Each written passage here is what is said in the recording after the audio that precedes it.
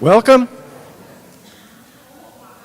Welcome to another presentation of the Vision Series that we are so fortunate to benefit from by the contributions of Mrs. Jean Morgan. She's not well today, so let's keep her in our thoughts. And Dr. Durden sends his absent apologies. He's taking a 4-day tour of Sherman's March today. We're extremely fortunate to have the extremely talented gentleman today, Mr. Andy Offit Irwin. He has appeared before both national and international storytelling events as artist in residence. So that means he was the top storyteller, and we all enjoy stories, as my theater appreciation class would be aware. His material is extremely funny and has a lot of variety, and you will hear some whistling that you cannot even imagine yet. So this is something you're going to tell your grandchildren about. So without any further maximizing your expectations, Andy Offit Irwin. Oh, I got to put. If I don't put my gift bag here, I'll leave. I got a gift bag. I'd like to thank our water sponsor, the EGSC Water, from the flowing springs of the Student Center. It's going to be a long hour. All right. I'll start off with an academic-y song. Anybody ever take biology before? Yeah, good. I made a D. Anybody ever made a D? All right, don't look so proud. All right, sit up. All right, I'm kidding. All right, good. So I wrote this song at Georgia College. Woo. This is not going well. This is, can this be a little louder? Just because they're asleep. And they've got their phones on silent, but they're going in their pockets. You know how they jump. I wrote this song right after I made the D on the test. Oh, that's good, thank you. Dr. Barman, my professor, he passed out the graded papers after the day after the test, and had red marks all over it because they didn't care about our self-esteem. They don't use red quite so much. And mine was a bloody mess. And as a girl next to me I was kind of attracted to, she looked at it and went, eh. And then he went to the chalkboard. Back in the old days now, there's a chalkboard. You could put your fingernails on it and go, eh. It made you powerful. And he put all the answers on the test. Like now I need them. And I started writing this song. It's about my favorite protozoa. And there are thousands of protozoa, so we don't have time to hear everyone's. Pay attention.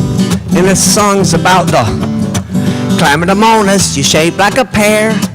Chlamydomonas, you ain't got no hair. Just two flagella sticking out your end. I put you under my microscope and watch you swim. Chlamydomonas, you got your fill of chloroplast making that chlorophyll. Chlamydomonas, you are the most. You down the manufacturing that sweet glucose. Ba, ba, ba.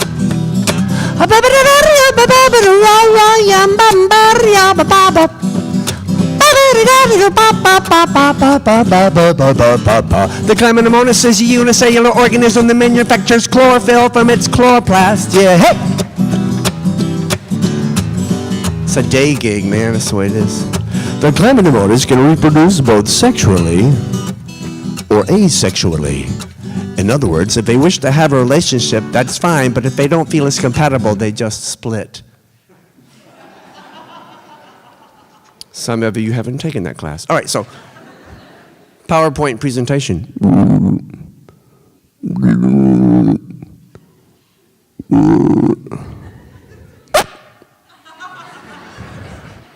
Your ptosis or mitosis?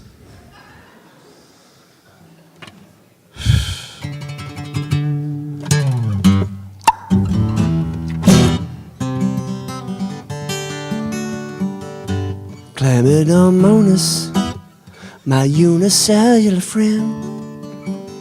To every organism there must be an end. What's that approaching? a shapeless red blah, and you're about to be consumed by an amoeba.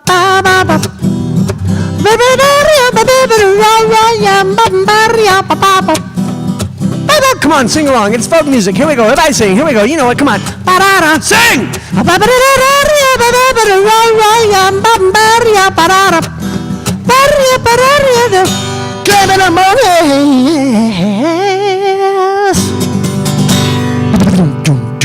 Flash parts.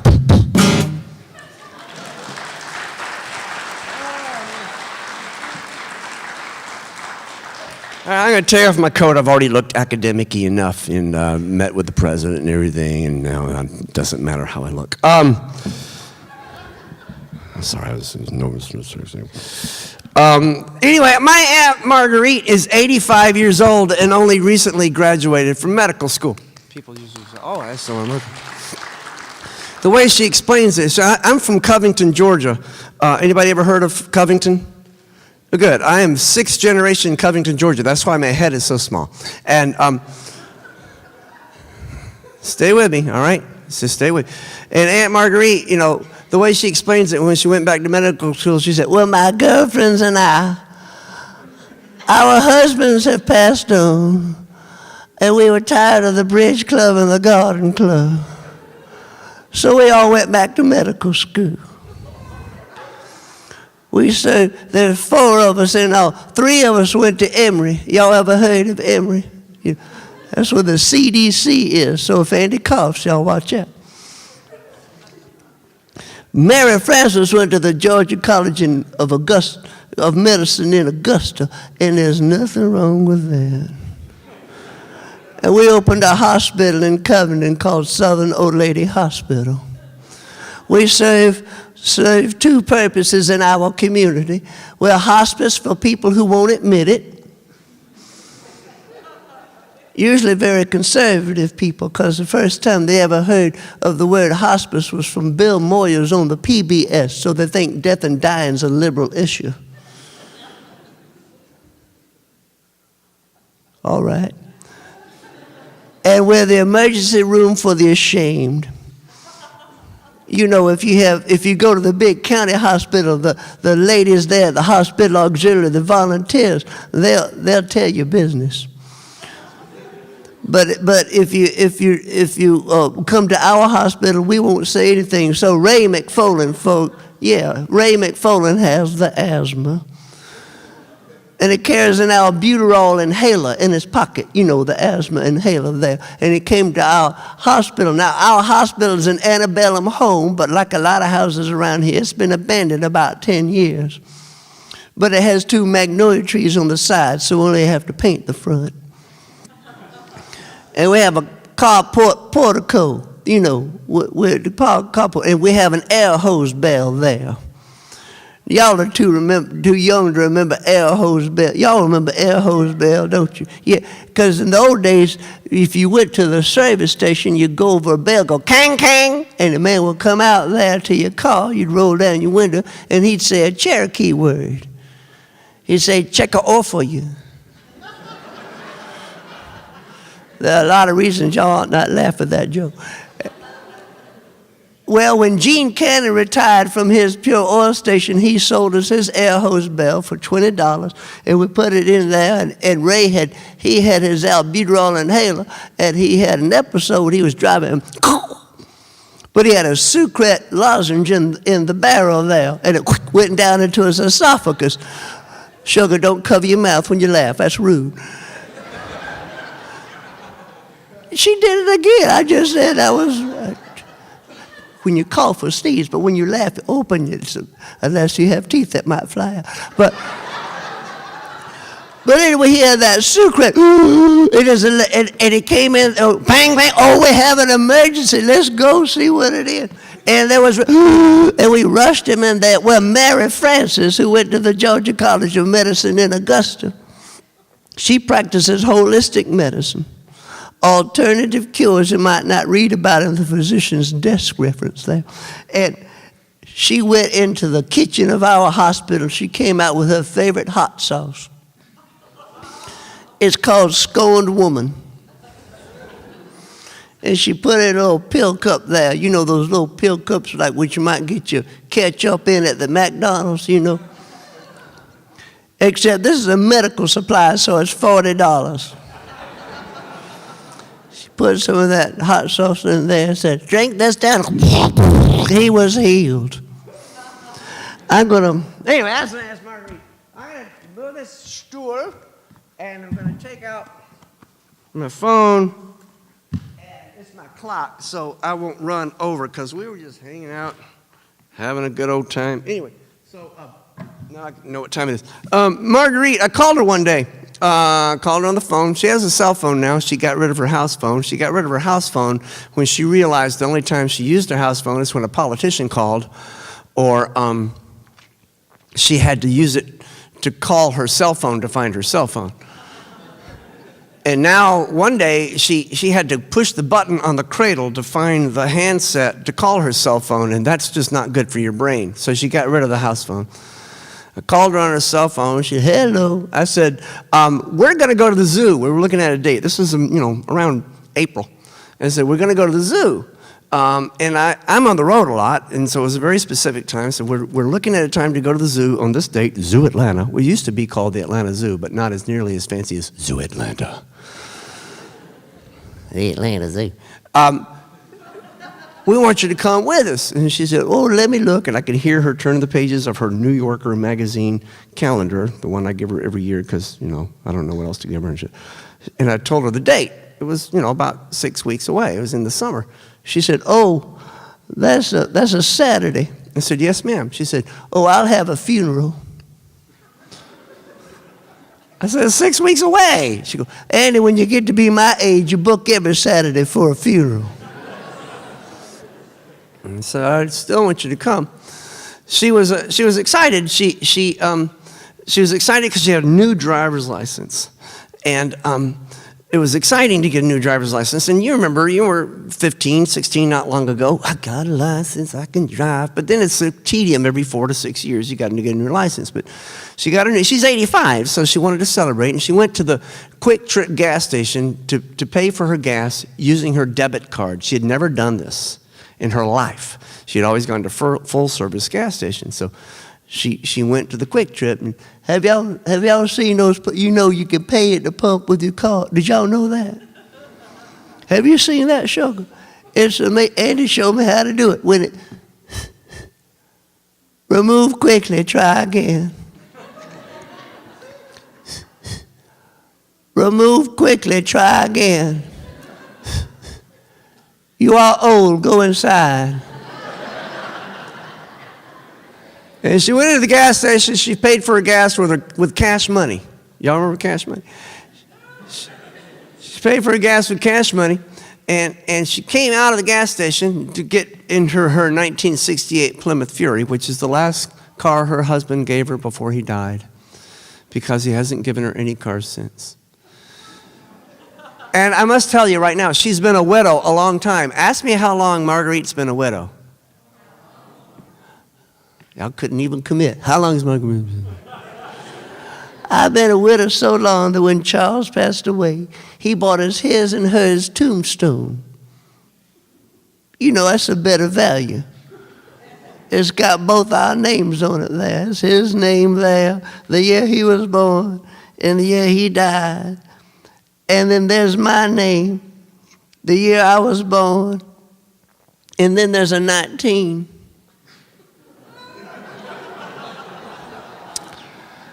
My tombstone's got the Y2K.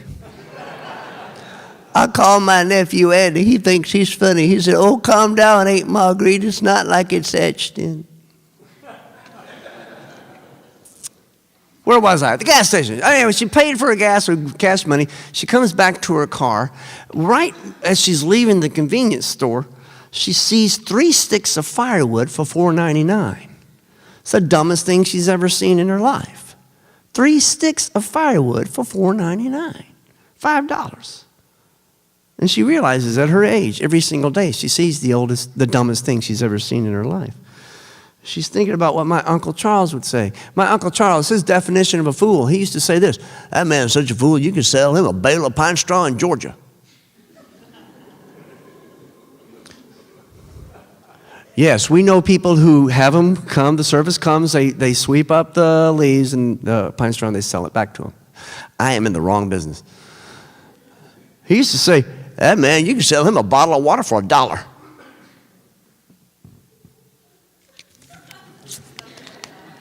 Mine was compliments of, I love this. I was saying this when I came in. So when you're a performer and you tour a lot, you forget where you are, but not here. East Georgia State College. Wow. I know where I am. Where was I? I was talking about something important. Anyway, keep the story. The time we were hanging out in the president's office. Don't cover your mouth when you laugh. I already nailed this lady here. Anyway, she came out and she was thinking about what my Uncle Charles would say about that firewood. What he would say, and this is the thing about Uncle Charles, sometimes he speaks to her from beyond. She knows it's him because he says something he says something she would never think of on her own, and it's usually inappropriate. And she's thinking about that firewood for sale. And he said, darling, that's what you call one-night stand wood. And Aunt Marguerite said, that was uncalled for.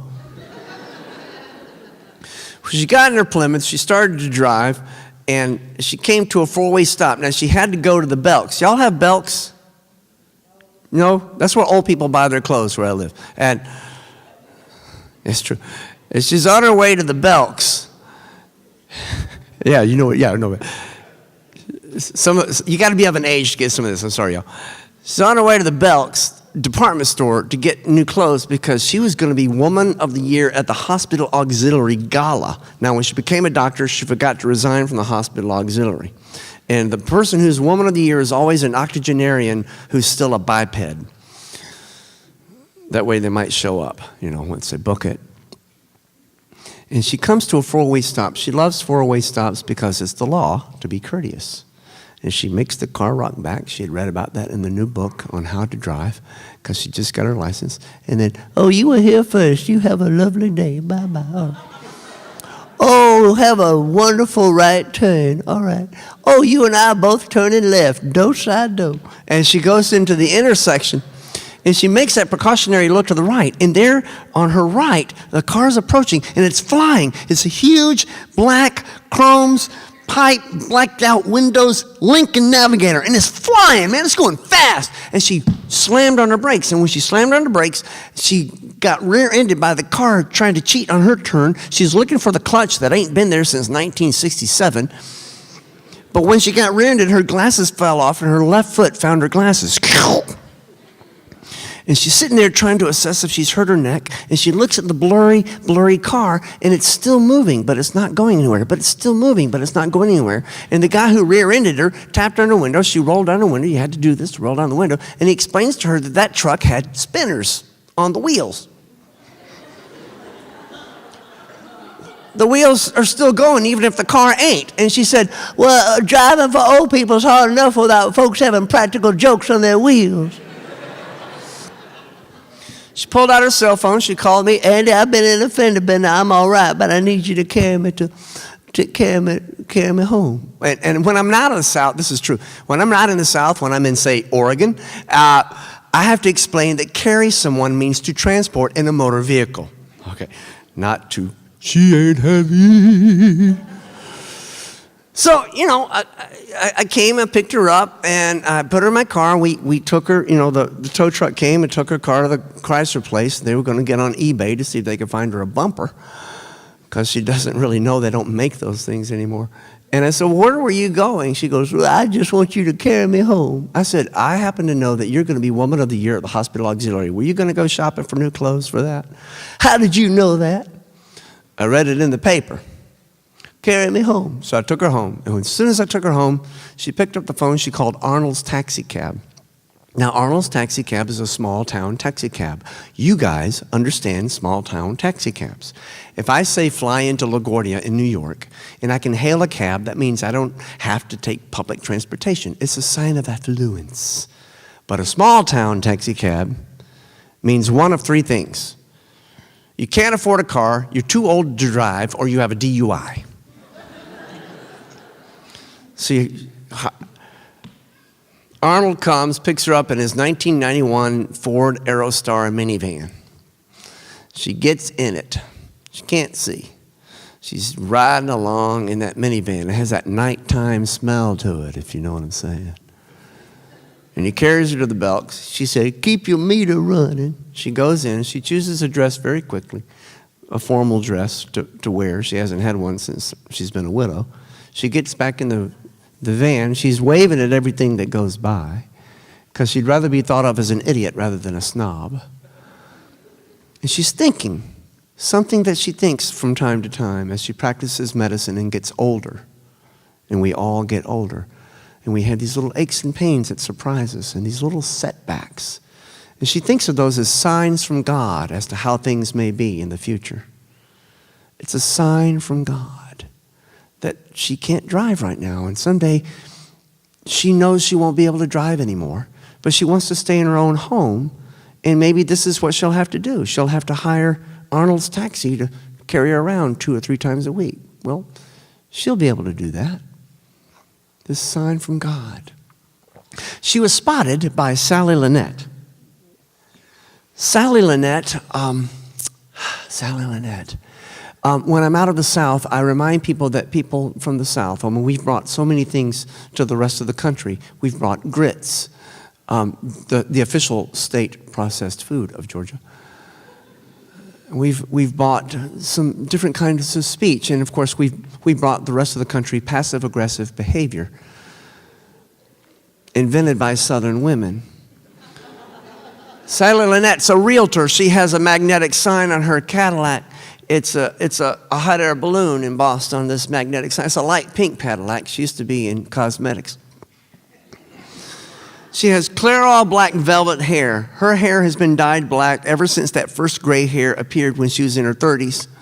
And she sees Marguerite in the, is that Marguerite Van Camp in that awful taxi van? So she tails her.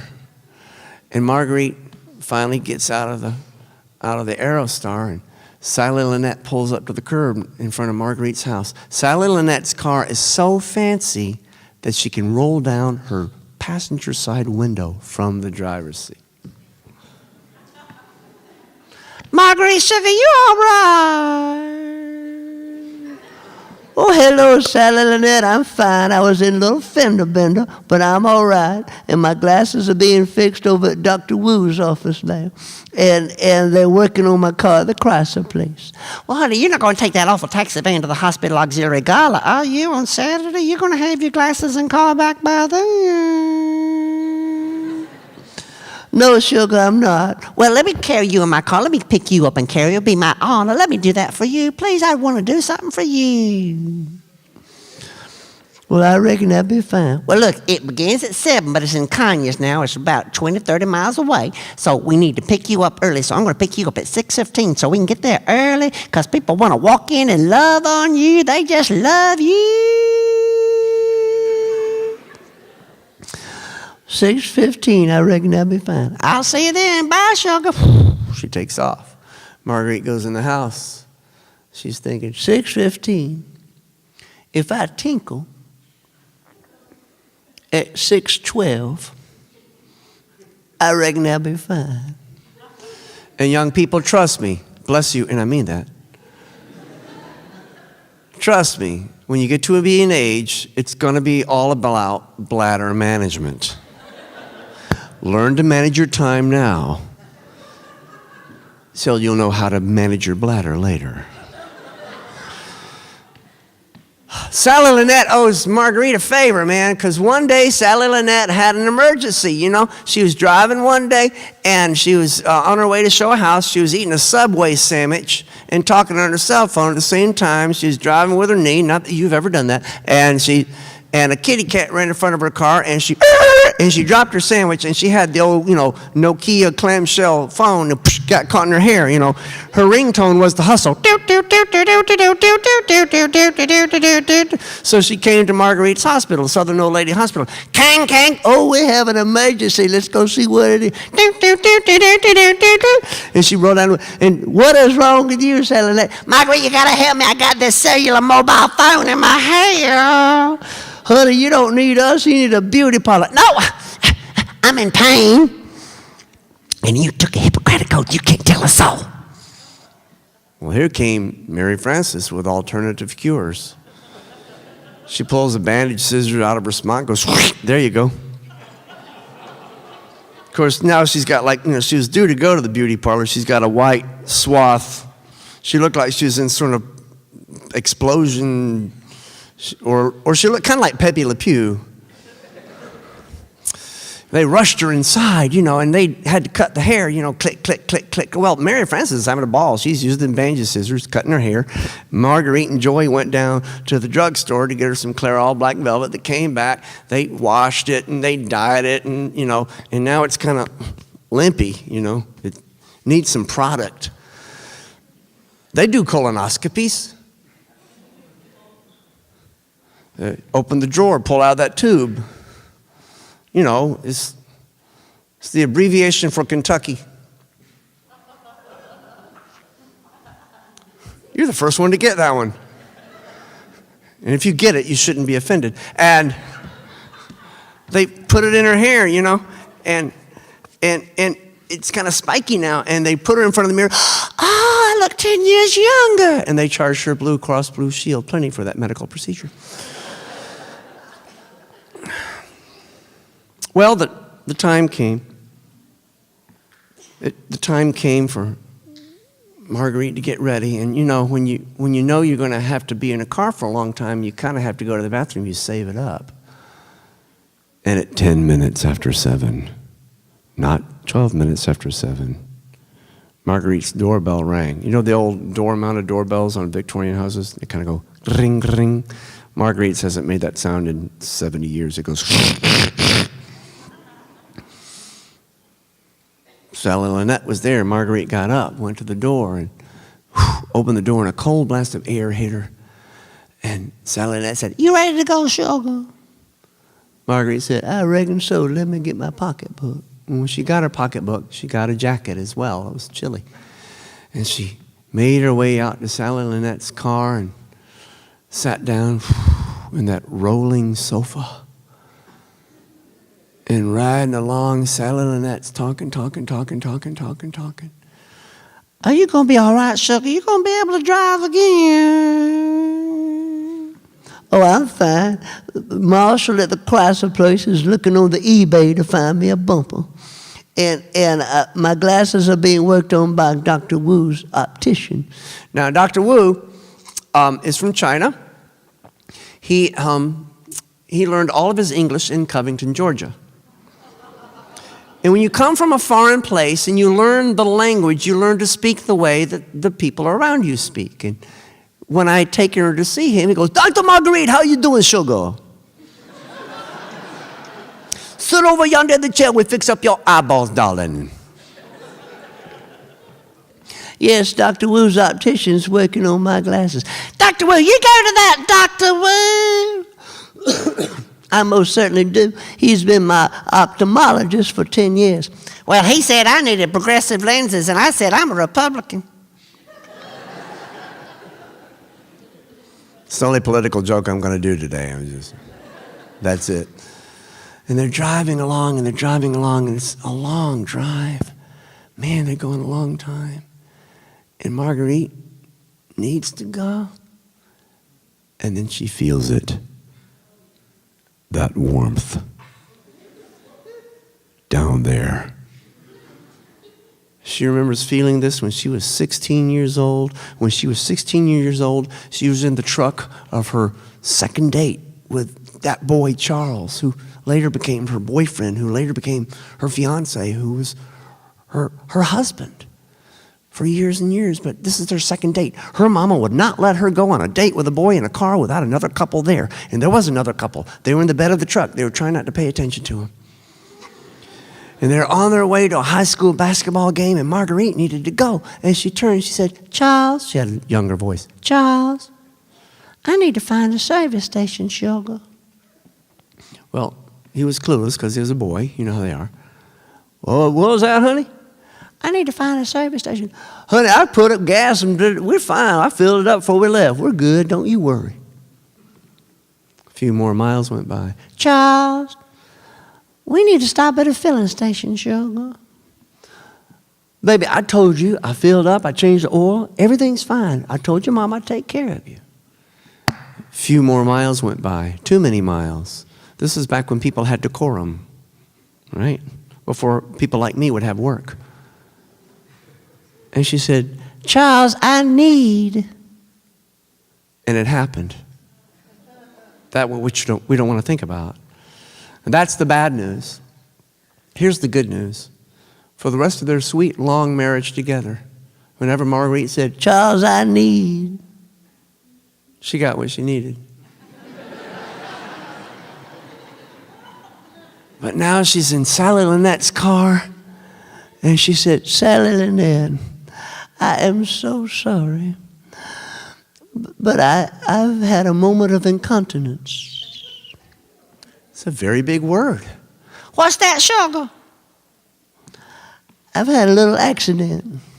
We're all entitled to a mistake, darling. Yes, but I've TT'd on your nice seats. Oh, we gotta pull over! We gotta pull over! You'll be electrocuted! Electrocuted? These seats are heated!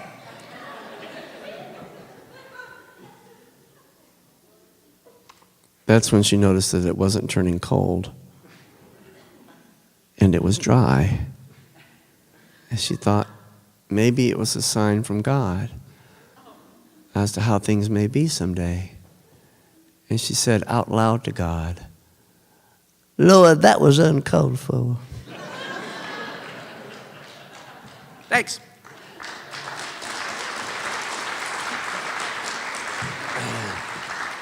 Man, I never have enough time to do everything I want to do. I'm going to do you a song, and then we'll have a little Q&A. So get your questions ready. No, we just want to go. We want to leave. We want a snack. We want a coffee. All right, good. But thank you for coming. We know you have an entertainment choice in Swainsboro. Thank you for choosing the East Georgia College of this series, and thanks for coming. No, really, I mean, I know a lot of you would rather be asleep. I know what college students are like. I crammed 4 years of college into 6 years. I know where you are.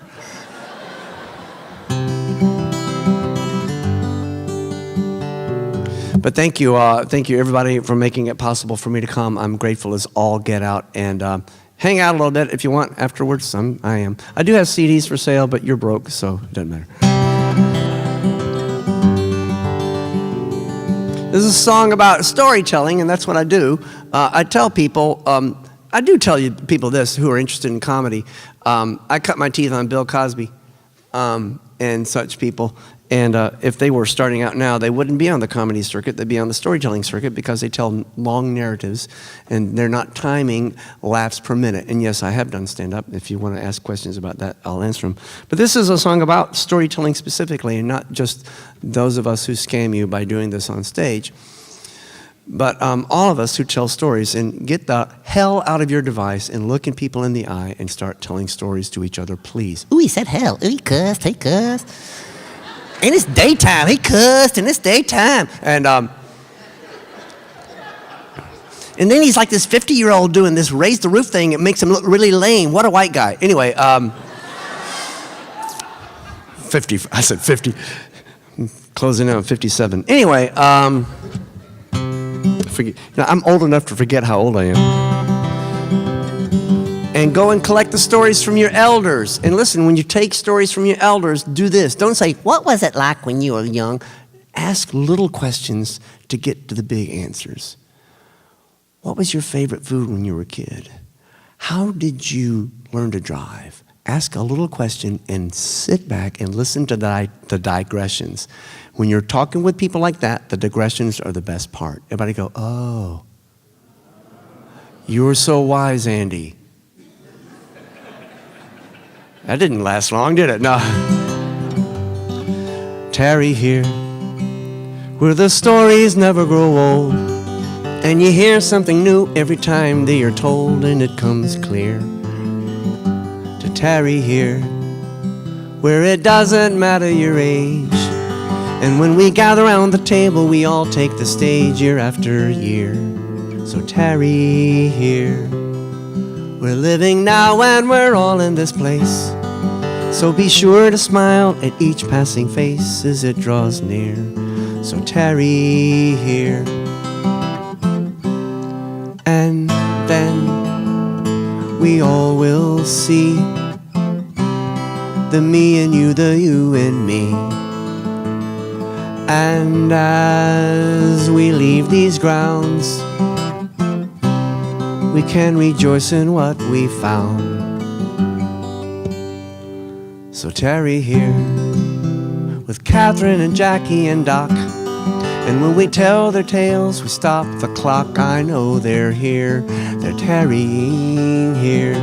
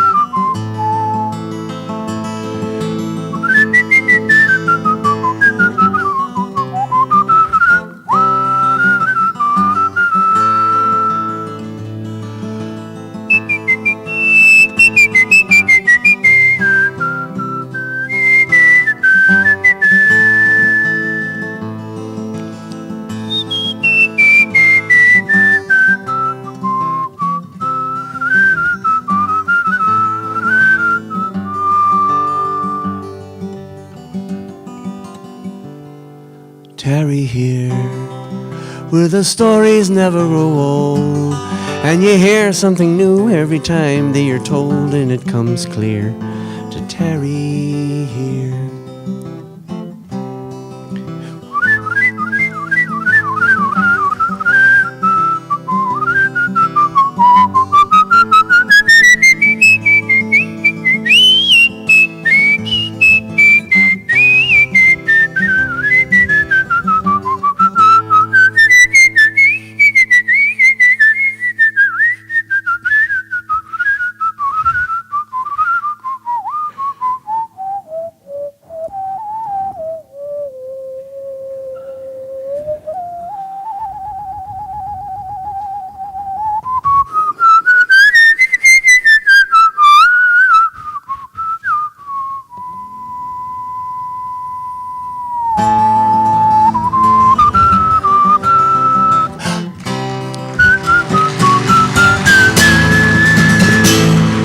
Thank you!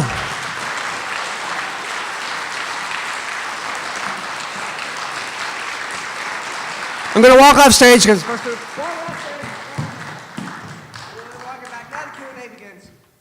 questions, comments, jokes. I got a new mind. We're very excited. Okay. Any questions?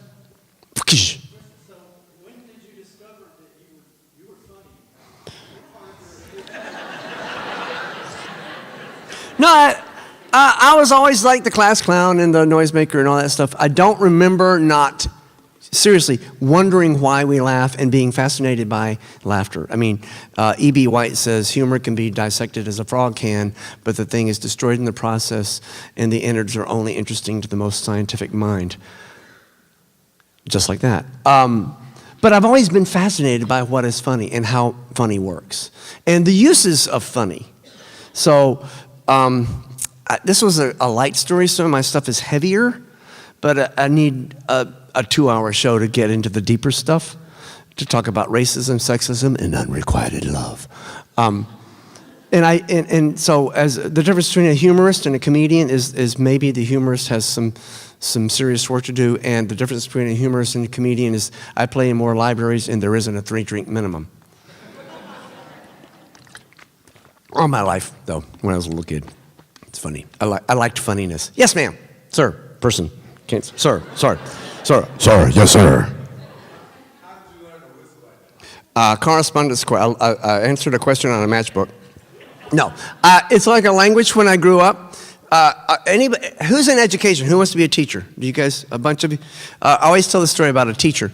I was a pretty good whistler, and I was whistling "Jesu Joy of Man's Desiring" too fast. And a band director who wasn't mine looked at me and said, "If you're going to do that, work on intonation and phrasing." And he walked away. And that was when I was in the 9th grade, and that's when I said, okay, I'm going to work at this. And I would hang out with people who sang and played guitar, and I really started practicing. So there is a little bit of, a lot of natural talent, which is God-given, but then I have to do the hard work. I read Michael, I don't know if you've ever heard of Michael Chabon, the novelist. He said, success is luck and talent and discipline, and discipline is the only part you can control. So I actually, not that I'm disciplined, but when I'm driving, I'll make myself turn off the radio, and I do have to warm up. So yeah, almost all my life. But I found the dicton, I found that second valve, and that changed it. Others?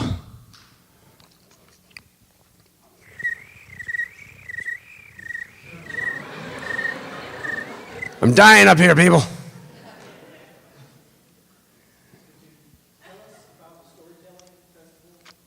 Yes, there's a festival. I think I can come out here without feeding back, right? There's a festival in Jonesboro, Tennessee, called the National Storytelling Festival, and it happens the first full weekend of October. I've been 5 times, and I'll be there a 6th time in October of 2015. 10,000 people come and watch people like me in large tents. Tents as bigger than this hall, actually. The biggest tent seats 1,600. And it's, boy, if the weather's great, it's the greatest gig in history. That happens first fall weekend in Jonesboro, Tennessee, which is the oldest town in Tennessee, which is a beautiful place. And there are several storytelling festivals throughout the country. I tour theaters like this one and a lot of festivals. I just did a festival in, it wasn't a festival, it was one show in Michigan. And then I just did a festival in Athens, Alabama, which is the last full week of October, that particular one. But there are various festivals throughout the country. And it's fun. So that's an example of, a 45-minute set. And there are all kinds of folk tellers and people who tell personal narratives, and I'm a fiction writer. Yes?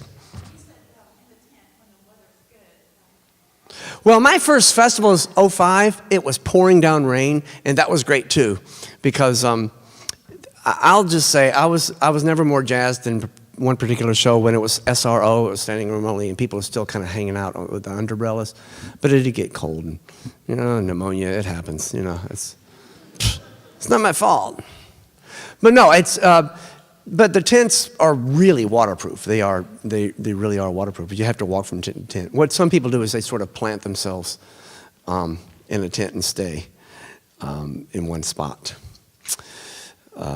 But yeah, it's usually that October day up in Tennessee. It's just a beautiful place to be. It's a beautiful town. I like it. And then I'll be there for 6 shows in December on the Uncalled For tour. And then I'll also do the Teller in Residence series, which happens at the International Storytelling Center. And I'm there in the summer. I don't know the dates yet for this year, but I'm there every year for that. And that's a 100-seat hall, and sell out the hall, and you feel, great, but it's 100 seats, so, big deal. Yes, sir. You said to ask the small question. Yeah. So tell us talk to us about what life was like in 1968. 1968. Wow. I didn't have a Schwinn Stingray. I had the Mattel copy. Banana seat bike.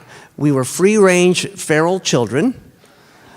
As soon as in Covington, Georgia, as soon as we were on 2 wheels, we could ride anywhere we wanted to in the world.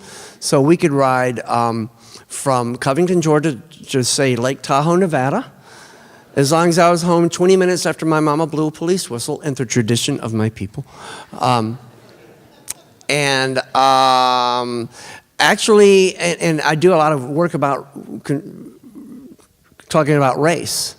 And so going to the picture show, the black kids were in the balcony, the white kids were on the seat under, and Johnny Norrington, my buddy, was always up in the balcony, and we would always share milk duds. And I would pour out a couple, tap the box twice, toss it up to him, he'd catch it. He'd pour out a couple, tap the box twice, toss it back down. That's a little bit of what it was like. But yeah, I did a thing with Oxford students, Oxford College of Emory, actually in the African American community, because it was the year of reconciliation. That was 2001, and I know I'm running out of time. And we sent kids into the black community to find out. We were trying to actually find the names of the slaves that had built the campus. So it was a big task. And we knew we could go to church records, but we also knew there was a lot of spoken narrative about it. And so we sent students out, and that's when we kind of discovered ask small questions to get to the big answers. And I think it's a good way to do research from personal narrative. I'm gonna let my stage managers tell me when to stop, so I'm good. So anything, I'm just here. So I know a lot of you have class, so leave, but don't. But I can hang out for a while. It's not the top of the hour yet. Yeah. I have a cold, you can probably tell that. So you need to Lysol this mic. I do a gig with the Kandinsky Trio. It's a classical group out of Roanoke, Virginia. And this is one of our tunes.